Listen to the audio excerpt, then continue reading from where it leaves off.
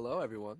Hello, and welcome to the new year. It's officially 2023, and I hope everyone is doing great. I hope everyone had a great Christmas. I had a great Christmas, and a lot of sports to talk about. It's been about a week since our last recording has gone up, and I've been enjoying Christmas. I hope you've all been enjoying Christmas. Hope you've all been enjoying football, basketball, whatever you guys are doing. So, we got a lot to talk about. We have a lot to talk about. We have a full agenda to fit in about an hour here. I'm going solo today. Unfortunately, I couldn't be joined by anyone. I have no other places to be today, last day of Christmas break, but we're gonna get right into it. We got a lot happened yesterday.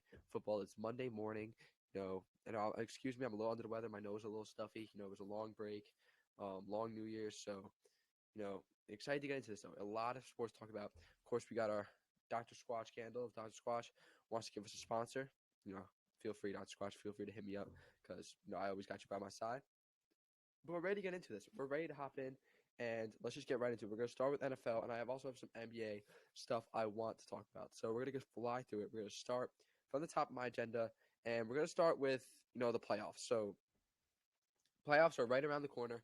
It's week 18. We saw some crazy, things happen yesterday, and let's just get right into it. So right now in the AFC, the Chiefs would currently be the 1 seed. The Bills right behind them. If the Bills win tonight, they would be the 1 seed, but it depends. They play the Bengals. That's the 3 seed. Those two teams. That's gonna be a great game on Monday night. And I mean, if Bills lose, they might even fall to 3. I'm not sure. They might either stay at 2 or fall at 3. And Chiefs would be the solidified 1 seed. So that's interesting. So right now, but those are going to be the top 3 seeds. 4 seed is going to be the Jaguars. I expect them to beat the Titans next week and clinch the 4 seed. So that's exciting for the Jaguars. They got a bright future ahead, and they're already making the playoffs. I've been gassing Trevor Lawrence, and it looks like that's paying off for me because everything I said is coming true. And then looking at the wild cards, obviously you have the Ravens who are going to clinch the playoff berth. I mean, obviously right now the Ravens team that's on the field right now would get dominated by any team in the playoffs. They look terrible. They're barely winning games. The only reason they got this record is because they were able to win low-scoring games against terrible teams. They need Lamar back on the field. They look terrible. They barely beat the Steelers. It's like a Steelers-Ravens game this season. Like, what was the final score? They won by like 19-16 or something. That's how all the Steelers games have been. That's how all the Ravens games have been. And this Ravens team is not going to beat anyone. They need Lamar back on the field. So we'll see what happens with that. He should be good to go, but I mean, Ravens are the current 5 seed, and 6 and 7 are Patriots at 7, and currently sitting at 6 are the Chargers. So I think the Chargers are my dark horse team to go out there and win a game in the playoffs because we saw the Chargers, like defensive wise, they have a lot of talent. Like they could hold their own defensively. The defense has been so inconsistent, which I also think has to do with coaching. I think Brandon Staley is supposed to be a defensive coach, and I think he is holding back Herbert, and I think he's not the defense consistent considering you go out, you have Derwin James, you go out, you have Joey Bosa, you go out, you get J.C. Jackson, who is out for the season, and you pay everyone, and you still are underperforming. I think at some point that has to fall on Staley. I'm not big on Staley whatsoever, but Herbert is the kind of guy that can go out there and win you a football game. He's the fourth best quarterback in the NFL right now, and he's gonna go out there and win you a football game. So I think Justin Herbert. Now he has Mike Williams and Keenan Allen both on the field. He looks good when he has both those guys. Eckler just had a monster game. That offense is legit. They have a legit offense. They have weapons all over the field, and it's just gonna fall on the defense. But I mean, as of right now, they play the Bengals. I don't if the playoffs started today, they play the Bengals. I don't think they beat the Bengals, but they damn sure could compete. They could definitely compete. I don't know if they beat any of those top 3 teams. They're all so good, but if the Chargers beat the Bengals, it wouldn't surprise me one bit. The Chargers can go out there and compete with any team in the AFC, the Chiefs and the Bills, any of those teams. So Chargers are my dark horse team in the AFC, and I'll get to my dark horse team in the NFC when we get there. And another thing about the AFC is with this Ravens team right now, that's the 5 seed, they would lose to the Jaguars right now. So if Lamar's not healthy, we're gonna see what happens with Lamar's health. And even with Lamar, honestly, the Jaguars could beat the Ravens. So that's gonna be the 4 and 5 seed matchup right now, unless the Chargers jump to 5. But as of right now, the Jaguars can beat the Ravens. So it's gonna be interesting to see. The 7 seed is not locked up with the Patriots. The Patriots are battling with the Dolphins for that last seed, and the Dolphins and the Steelers. The Steelers are somehow always in it. They never go away. It looks like it's gonna be Patriots or Dolphins. Steelers need a lot to go right, but it's all doable. Especially now, the Dolphins. It's not even like they got Skylar Thompson now. Teddy Bridgewater, their backup, got hurt. Now they're onto the third string again, just like what happened last time. So I don't see them beating anyone. So it could even be the Steelers that get in. But whoever gets in, they're just going to get the liberty of getting destroyed by the Bills or the Chiefs. So that's pretty much what's happening in the AFC playoff prediction right now. If I were to say what's going to happen, I think the two-seeded Bills are going to play the seventh. Whoever gets in the seventh seed, they're going to dominate them. The Bengals are going to squeak out a win against the Chargers, and the Jaguars would beat the Ravens. And the Chiefs would match up with the Chargers, and that would be an interesting division matchup. Jaguars would play. Who would no, they'd match up with the Bengals. Jaguars would play the Chiefs. Bills would play the Bengals. That would be insane. I would probably I'd pick the Bills to squeak out a close game against the Bengals. I'd pick the Chiefs to beat the Jaguars, and we'd have another Chiefs Bills AFC Championship match. And I'd still roll with the Chiefs. I'd still roll with the Chiefs to win it, and I'd have Chiefs in my Super Bowl. And then moving on to the NFC, I want to talk about the 49ers for a minute because as we saw the game, 49ers won a close overtime game against Jarrett Stidham and the Las Vegas Raiders, and I'm completely sold on the 49ers. I don't think that game is a bad thing for the 49ers. They still put up 34 points. The Raiders are a talented offense. And another thing is you see the lack of potential you see the amount of potential the Raiders have, and it's such a shame that their season went the way it did because like those guys that they have on offense are really like you really have such a dynamic team, and you really could have made a lot happen. And the Derek Carr situation. So I think everyone's overreacting to them benching Derek Carr. I think benching Derek Carr wasn't a bad decision for either side. Derek Carr's an asset. I think Derek Carr knows he's out after the season. I know he knows he's getting traded. Um, the Raiders know they're going to trade him, so they know the season's over. So they're just keeping him healthy. Don't want to get him hurt. They're keeping him off the field as an asset to get traded. And Derek Carr, they didn't bench him because they think Jarrett Stidham gives him a better chance to win. That's not what it was. They were just keeping him healthy as an asset. They know the season's over and they know that it's time to part ways. So I think it works out good for both sides. I still think Derek Carr is a very capable quarterback in this league, and I still think that he can go out there and win football games for a team that's in place. I don't think he could carry a bad team, but if you were to go to a team like the Jets or a team like the Jets or maybe even if he was on the 49ers, he could be a capable quarterback on that team. And I think the Raiders know it's time to move on. So maybe they go in the draft, maybe they sign a quarterback. I don't know what their situation is when they move on from Carr, what they're going to do. But the 49ers not the 49ers, the Raiders are in a quarterback situation, and Derek Carr, I think it was a good move for both sides. And in that game, the 49ers won a close one, but I think it showed a lot about what the 49ers are going to be in the playoffs. Purdy just can't make mistakes. And he's been good at that. He hasn't made mistakes. And it's a shame. The 49ers had two scenarios. They had our guy that we moved all our chips up to get, Trey Lance, who has really high ceiling, but we don't know how much he's going to pan out. Could pan out and be an elite quarterback because he has all the tools to be an elite quarterback. Trey Lance could pan out and be an elite quarterback. And now the one hole on our team is fixed. Or he doesn't pan out and we have the solid veteran Jimmy Garoppolo at the helm and we can get it done with him. Those are the two best scenarios. And both of them failed.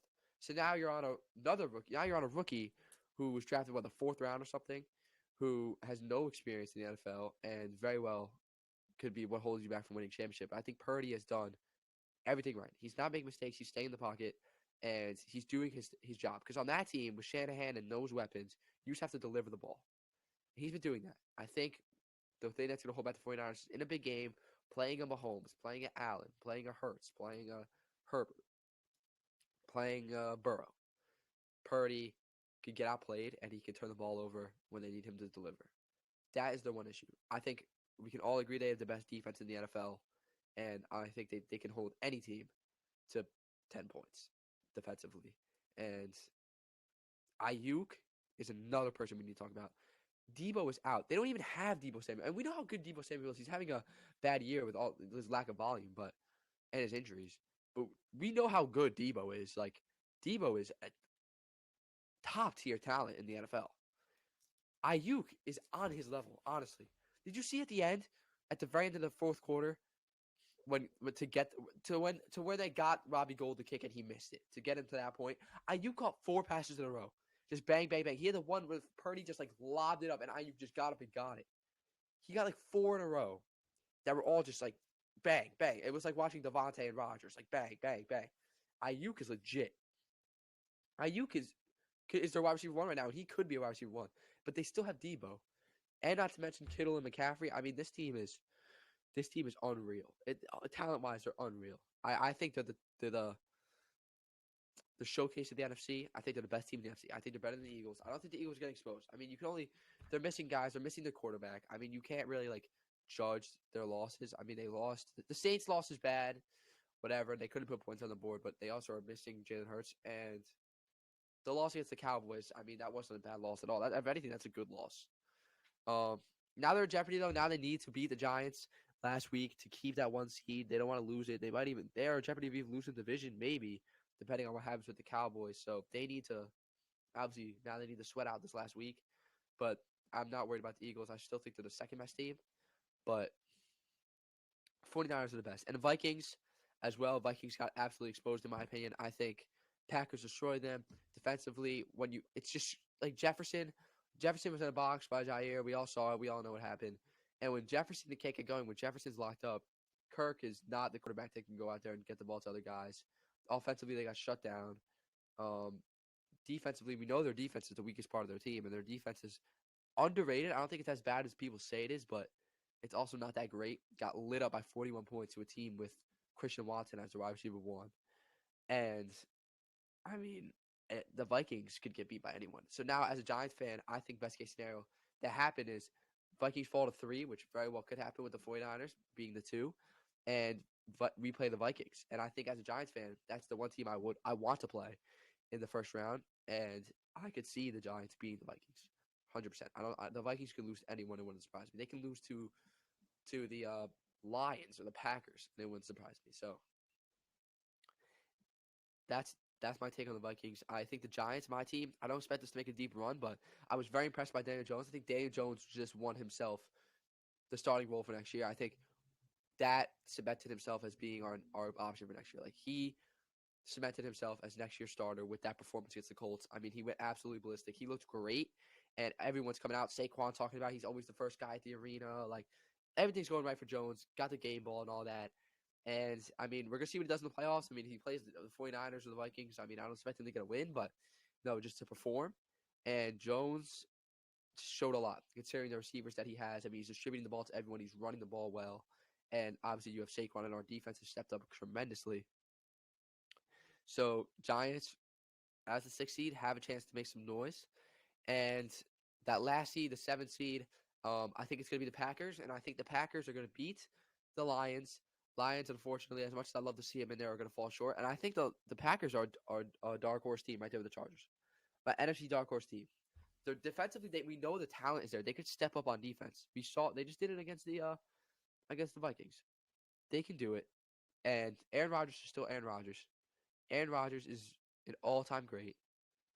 And yes, the receivers are the problem, but I still wouldn't want to play Aaron Rodgers. Aaron Rodgers is hot. Aaron Rodgers is throwing the ball. Those guys, I think, are good enough to make plays. Plus, you have Aaron Jones and A.J. Dillon. And that defense, I wouldn't want to play Green Bay. Granted, you're not going to have to go to Lambeau. They're going to be home. But even if I'm like if I'm the Buccaneers or if I'm the Bucs aren't going to play them. If I'm the Vikings or even the Eagles, and I mean the 49ers do own the Packers. I'm not so concerned about the 49ers, but even the Vikings, I wouldn't want to play the Packers first round. I wouldn't. So they're my Chargers of the NFC.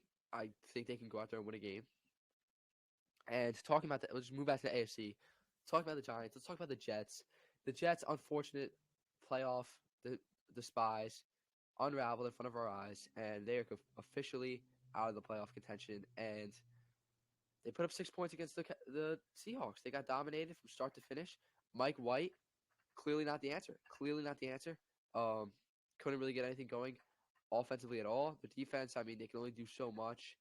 And now you're 7-9. You're out of the playoffs, and it's clear that it's obviously not going to be Zach Wilson. We know that it's established. Both parties know that Zach Wilson will not be playing for them next year. Mike White, is he your 17-game starter for next year? Probably not. So if you're the Jets, what do?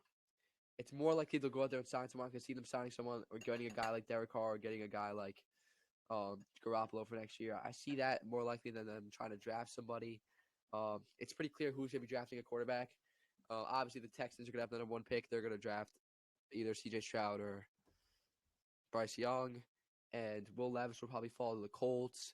They'll probably snag a quarterback, and those are like the top picks. I can also see not the Cardinals, who's also the bottom of the NFL. Bears aren't going to take a quarterback. Texans definitely are. And we know that the Colts are pretty much in full tank mode to get a quarterback. I can see they'll probably end up with Stroud or Will Levis. So I know those two teams for sure are going to take a quarterback. Bears are not. Bears are actually in a good position. They have a lot of picks. The next season is going to be an up-and-coming year for the Bears. And another terrible team at the bottom, the Cardinals. They're not going to take a quarterback, but they're in full tank mode as well. So it's going to be interesting to see. But the Jets are probably going to sign a guy. That's probably what I would expect from them. And let's talk about the Dolphins. And I know Tua didn't play this week, but I never got to talk about Tua. I think Tua got fully exposed his last couple games. They've been on a losing streak. They lost 5 in a row. When the situation was tough, he played terrible. He got exposed by he played terrible against the Packers. He played terrible against 49ers. He played terrible against the other loss that they took. He didn't play very good against the Bills either. I think the hype has officially got down. Everyone was saying Tua MVP. Thank God that's finally realized. The whole Tua Herbert comparison isn't even close. I was high on Tua. I never liked him, and it just comes to the surface. So I hope he's okay. The whole concussion thing, that's terrible. I hope he recovers well. I hope Tua's okay. And clearly they're not nearly as good as a team with him off the field, but his value is just proven that it's not as high as we thought. And yeah, that's pretty much it. And if I had to make my prediction for the Super Bowl right now, I would go Chiefs 49ers. I think 49ers are going to the Super Bowl. I think they're going to win the NFC. I'm very confident in that. And in the AFC, I'm still rolling with the Chiefs. It's so wide open. I think Chiefs, Bengals, Bills, it's going to be one of those 3 teams. And any of those 3 are also elite. Those are the 3 best quarterbacks in the NFL. They're the 3 best teams in the NFL, honestly, maybe. And if any of those teams make it, I wouldn't be surprised. If it's going to be Bills, 49ers, Chiefs, 49ers, or Bengals, 49ers, I don't know. It's going to be one of them. All of them would be great games. But one of those 3 teams going to make it in. If I had to pick, I'd say the Chiefs.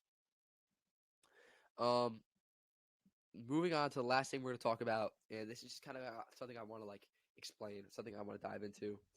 I think that recently it's come to the surface that the weapons you put around a quarterback makes the quarterback more than the actual quarterback, if that makes sense. We see it with quarterbacks all over the league, and I think it's just becoming more and more clear. Quarterbacks are not going to perform with bad weapons. The weapons that you have around the quarterback make the quarterback. You have to go out there and get a guy good weapons. We saw it with Josh Allen. When Josh Allen came into the league, his first season, he was terrible. Bills fans booed him. All the experts said it was a horrible pick. No one thought he was a pan out. Everyone thought he was a bust. And what happened? They went out and got him Stephon Diggs, right? And what happened? Now he's an MVP. Now he's the second best quarterback in the league. Now he's making noise in the playoffs.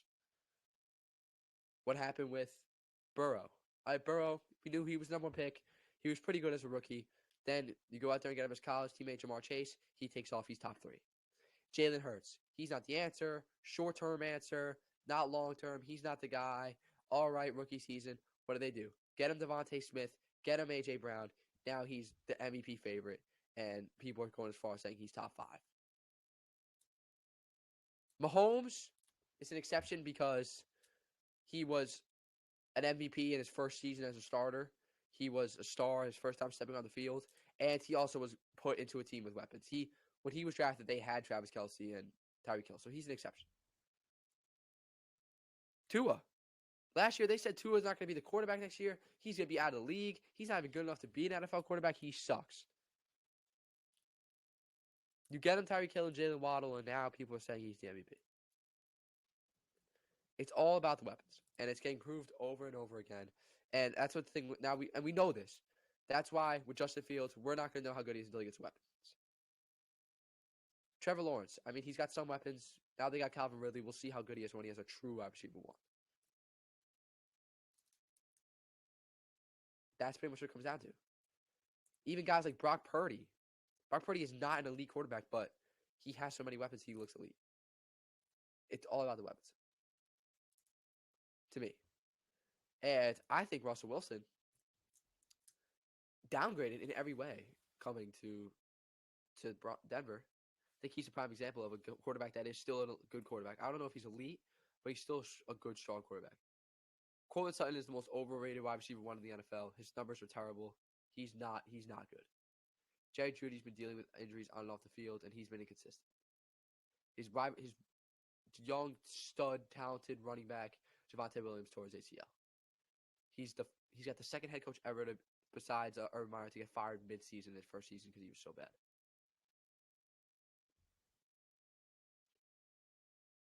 He's not in a good situation. You're telling me Jeudy and Sutton is better than Lockett and DK? No.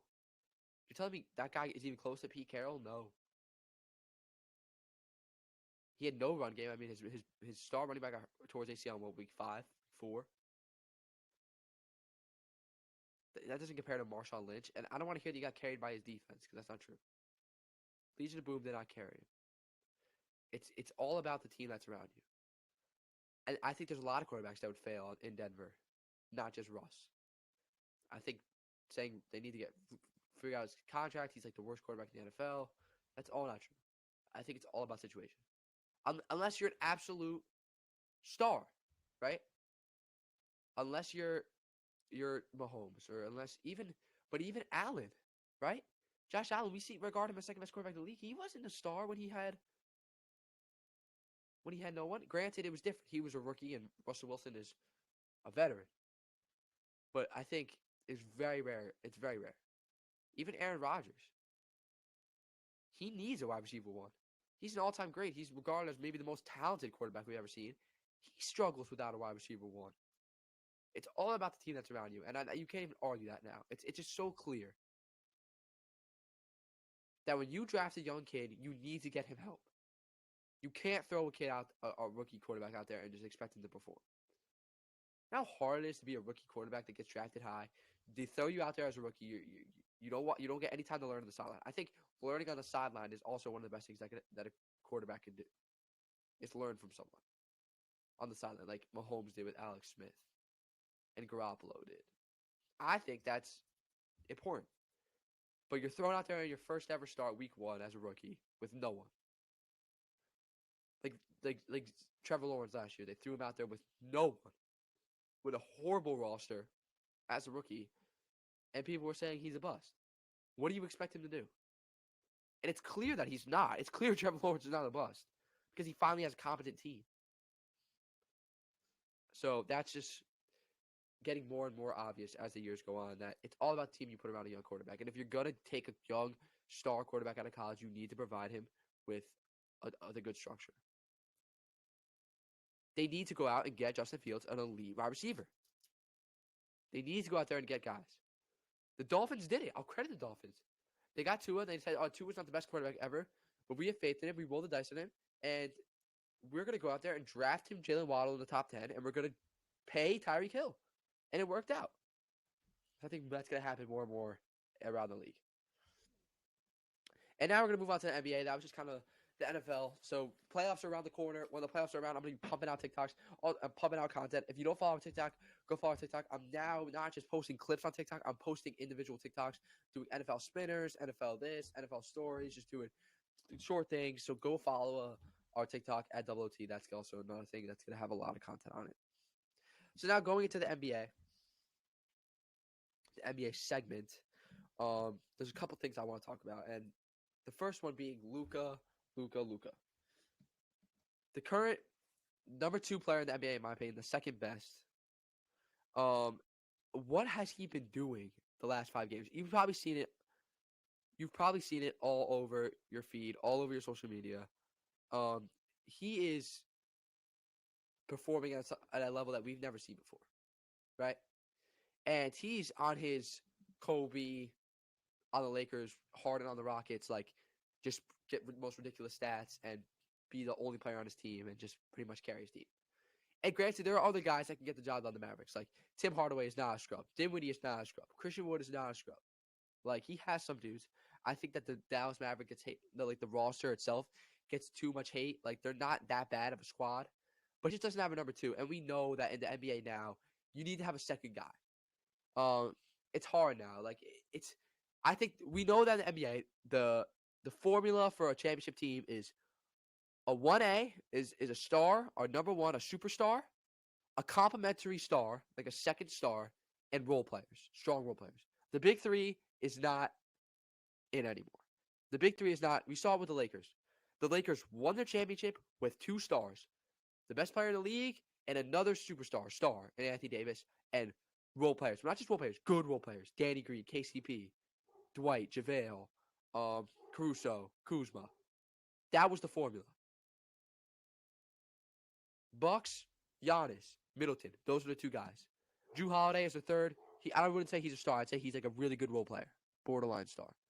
And then a bunch of guys: Bobby Portis, PJ Tucker, Brook Lopez, Pat Connaughton. That's the formula. Warriors just won it. I don't think that there's much of a big three. I don't think Draymond is a third star. He's a very good defensive player. And Klay Thompson wasn't a star. Last year, when they won the championship, Klay Thompson was not a second star. He was not playing like a second star. He's just getting that off of name value. He was not a second star last year. Jordan Poole was not. He came off the bench. You could honestly, in terms of performance, their second best player was Andrew Wiggins, believe it or not. So the era of the big three and a bunch of superstars is out. But we know you can't do it with one star. So until they have to get Luka another guy. They have to. And may it be Embiid? I don't know. I just saw that. Embiid is starting to get unhappy. I don't blame him. And I could see them moving in all the chips and getting Embiid because who's stopping that? No one. Celtics beat the Clippers the other night. I was watching that game. I was actually excited. I thought the Clippers were going to beat the Celtics and prove that they are one of the best teams in the league. Clippers are still, they're underperforming for me again as much as I keep hyping them up. And Kawhi, they're hurting me a little bit. But Boston, 26-11, best record in the NBA. They did it on Christmas. They are proving. They dominated the Bucks on Christmas. They're proving why they're so good. And Tatum is playing at an obvious MVP level. Denver, slow-key, sitting upon the top of the West. And Jokic, low-key, number one on the MVP ladder somehow. I never see anything about Jokic. I scroll through Instagram for way more than I should. And I never see anything about Jokic, but he's still calmly just so good. Denver sitting upon the number one seed, followed by Memphis and New Orleans. And Dallas is red hot. They've won 5 in a row, and they are the current 4th seed with the Clippers at 5. No one really saw it panning out like this, but, I mean, hey, it's the NBA. This stuff happens all the time. And now Boston's the 1 seed, and let's talk about the Brooklyn Nets, who are finally coming to life as the number 2 seed now in the East. They're red hot. KD is playing at an elite level. Kyrie is playing at an elite level. Ben Simmons is playing better than he was before, I guess. Now you got Seth Curry coming back. You got Nick Claxton, all your guys. The Nets are finally playing basketball. They're finally tuning out the noise. They're finally locked in on winning, and they are showing that they could beat any team. Because we know that when the Nets are all playing and they're all together and they're playing basketball, they're as good as anyone in the league. So they're proving how good they are, and they're getting the job done, and they're becoming a lethal threat in the East, and they're currently sitting at the number 2 seed as they're 24-12. Followed by Milwaukee at 3, who I still would pick to win the East if it were to start right now, in my opinion. And the Cavaliers, who have been strong at 4 as well. So KD's averaging 30 a game. Claxton, you got Ben Simmons averaging 5.8 assists. I mean, Simmons obviously not doing anything crazy. He's averaging 8.1 points and 6 rebounds and 6 assists. So he's not doing anything crazy. But Kyrie averaging 26, KD averaging 30. That's where the winning's coming from. And we knew how good the Nets could be. And I really think that this Nets squad playing fully healthy versus the Celtics, that's a series that's going 7. Believe it or not, that series is going 7 because KD is still the best player in that series, and KD is the 3rd best player in the NBA. Still. So the Nets, it's great to see them heating up. I'm a Laker. I love LeBron, so I root for Lakers, but I live in New Jersey, so big. Everyone's here's Knicks. A lot of Knicks fans. I do root for the Knicks a lot. But it's cool to see a New York team doing good as much as it's so hard to like them. And another person that is still cementing themselves as the top 5 player in the league is LeBron James. My GOAT. He's still I'd say he's like number 5 in the league. He's still playing at an all-time great level. On his birthday, he went for like a 30. He went for 47-point triple-double. He could still go out there and ball. The Lakers are a mess. AD out indefinitely. I mean, he can never stay in the court. AD had his small window where he was looking like the MVP, and then he got hurt. So it's a shame that the Lakers are going down in flames. And it looks like the Lakers are doing exactly what they did last year. They're just waiting till next year to unload Russ because Russ is gone next year. They're giving up the season and they're just waiting. But my issue with the Lakers is they're doing this again where they're like waiting till next year. Like, all right, forget this season. AD's hurt. Let's go next year. But LeBron has just turned 38. So we're just assuming that next year when LeBron's 39, he's still going to be this good. Like, we're wasting years. LeBron doesn't have much time left. Next year, LeBron might not be as good at when he's 39, which would make sense. So if you're the Lakers, you got LeBron signed, but we're just assuming LeBron's going to continue to be good. He's not in his prime. LeBron is 39, so and we're also assuming AD's going to be healthy. That's always at the end of the day, the success is always going to fall on AD's health. So next year, you're going to unload Russ, retool the team. That's the plan. You're going to retool the team, see what offers you got on the table. You're going to unload Russ. You're going to have LeBron and AD, and you're going to go on from there, and then you're going to try and win. That's what it looks like the answer is now. I mean, we don't own our pick this year, so it's not like we're getting a top pick. So the Lakers are in purgatory, and next year they need to. Next year, I guess, they're going to be their final push, where they can unload Russ and get rid of his salary and try and retool the team. But no one's going to come to LA. It's not like it was in 2020 where we were the cream of the crop. We are a joke of the NBA right now. No one wants to come play with us. LeBron's really getting older. But in terms of LeBron's performance, he's still performing at top 5. And now the Pistons, Cade Cunningham, just now we're going for the Lakers to the Pistons. Pistons, Cade Cunningham, season-ending surgery. It's clear what the Pistons are doing. They're in full tank mode. They're going for the full Victor Wembanyama.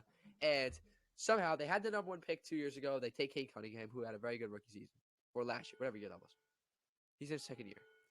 Last year, they actually had the number 1 odds. They were supposed to get the number 1 pick again to get number 4 or number 5, whatever they got. And they take Jaden Ivey. So now they have Jaden Ivey and Cade Cunningham. And they have Sadiq Bey and Isaiah Stewart, right? Now they're in full tank mode. They are currently sitting at the worst record in the NBA. I don't know how the Spurs will have the Spurs have no business not having the worst record in the NBA. But, I mean, they're down there. Spurs have 12 wins. Houston has 10 wins. Another team that just had the number 3 pick.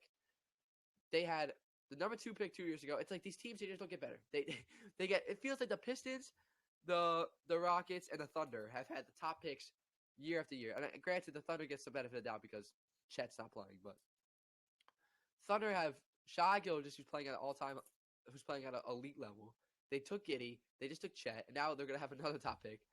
Now, we just talked about the Pistons. Houston just took Jabari Smith at 3. They just took Jalen Green at 2 years ago. And they have the worst record in the NBA right now and are trying to get Victor. Same thing with Detroit. They have 10 wins, and Charlotte has 10 wins. Charlotte, I would like to see Victor. You get to pair him with LaMelo. That would be awesome, seeing Victor and LaMelo play together. Charlotte's roster is just not good. LaMelo is, he's playing good. But, I mean, he's still a young star, so it'd be awesome to see him paired up with Victor. That's where I'd like to see him go the most. Detroit, that would be scary. But then if they get Victor, and now they have those 3 guys, now they have to start winning. And I do think Cade is a guy that could be – Cade is a 1, and he could be a guy that's the best player on the championship team in a couple of years. He just has to stay on the court. Throughout 2 years, he's been steady injured. So that's the race for Victor right now. It's clear that a lot of teams are moving in the chips on trying to tank, and the Pistons are all in on tanking. And if I were to get my top 5 players in the league right now, I'll go down the list. I think number 1 is still Giannis. I think Giannis is still the best player in the league all around. I think number 2 is Luka. Number 3 is KD. Number 4 is Jokic. Number 5 is LeBron. Number 6 is Steph, and Steph could easily be top 5. I do think he is top 5. He's just hurt right now, so I'll give him 6. Tatum at 7 and Embiid at 8. That's going to be my top 8. And something I want to do with every episode I do is drop 2 hot takes. 2 hot takes. Hot take of the day is what I'm going to call it. Hot take of the episode, hot take whatever. But this is going to be exclusive NBA because I have so much NBA hot takes I want to drop. And I'm just going to talk about the 2 hot takes of the day. And these are old hot takes. These have nothing to do with current NBA. So this says just whatever hot take I feel like saying. The first one is that when talking about all-time great centers, right, most people would say Kareem 1, and then after that, it's up for debate. In my opinion, I think Wilt Chamberlain 4 and Bill Russell's 5. R.I.P. Bill Russell. But those guys do not deserve to be the top three because they played in the 60s and the 50s. They should lose a lot of credibility for that. I don't care how many rings they won. There were 8 teams in the league. They were loaded. They all played. Both of those guys played with stars. I don't. They don't deserve to be the top three centers, in my opinion. I don't think so. Most people would say Shaq, right? In my opinion, I think when evaluating who the better player was, I think Hakeem Olajuwon is better than Shaq. And I've gone back and forth with this my entire life, thinking of who's better. I think Hakeem was the much better defender. I think Hakeem is the best defensive big man ever. Best defensive big man. Obviously, you're comparing Hakeem, who's better defender, to Jordan, Kobe, Kawhi, and Scottie Pippen. I mean, those are wing defenders. Best defensive big man ever is Hakeem. What he did defensively was he's the best. That's why they named the Defensive Player of the Year award after him, because he might be the best defender ever. He innovated the big man position. He was putting the ball on the floor. He could kill you however he wanted in the post. He had a nice touch. He won 2 championships. All right, he won 2 championships. He won. I don't know how many league MVPs he won. He might have won one. He definitely won at least one. I think Shaq only has one. Shaq has more rings, okay, but Shaq also played with Kobe Bryant. Shaq won all of his rings with Kobe Bryant and Dwayne Wade. So, like, Shaq had someone else. Hakeem was the guy on his team. You could argue that in all of Shaq's runs, he wasn't the guy, but when he three-peated with Kobe, he won the Finals MVP in all 3. But Kobe was young. Shaq was in his prime. So Shaq was in great situations, right? But when Shaq was the guy in Orlando, he couldn't get it done. And actually, when Shaq was in Orlando and he was the guy, he got owned by Hakeem. Hakeem embarrassed him in the finals and swept him. Hakeem is the better overall player. I think we're a better overall player. I'd say Hakeem. Shaq's more dominant. Shaq has the rings, but everything else Hakeem has on him, I think Hakeem is a more impressive player. And I think when ranking the top centers, it can go back and forth. I think Hakeem is better. And if I were building a team, like, do your starting 5, like 5 best players ever. Like, if you not 5 best players ever, building a starting 5. They don't have to be the 5 best players ever. Just your starting 5.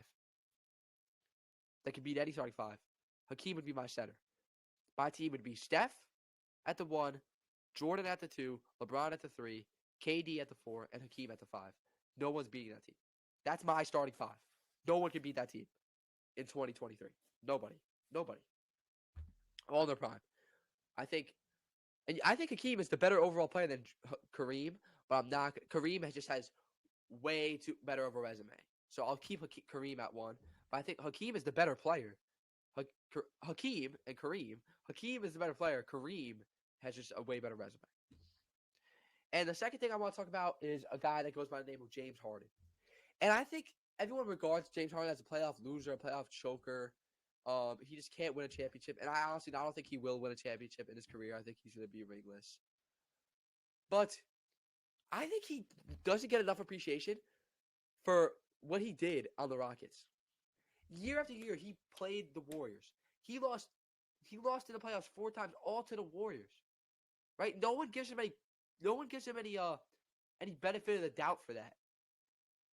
Because as a LeBron fan, LeBron's my GOAT. Yes, I think LeBron's the best. And I think I justify LeBron for losing to the Warriors. But if we're going to justify LeBron and give him the benefit of the doubt because the Warriors were just so good, we got to give James Harden the same benefit of the doubt. But everyone says, what was LeBron supposed to do? He was playing the Warriors, right? Then why don't we give Harden the same excuse? And people say, well, Harden had the better team. LeBron didn't have anyone. In 2018, yeah. But Chris Paul was hurt. And it's not like even James Harden, he had Chris Paul and Clint Capella. That team, even with Chris Paul, who's hurt, doesn't match up to the Warriors at all. So I think Harden deserves the same benefit of the doubt. And in LeBron's case, when LeBron played the loaded Warriors with KD, in 2017 he lost in 5 with Kyrie. In 2018 without Kyrie, he got swept. Harden was the only one to take them 7 games. Even close to 7 games. He took them to 7. James Harden took that 2017 Warriors team to 7 games, or it was 2017 or 2018. I think it was 2017.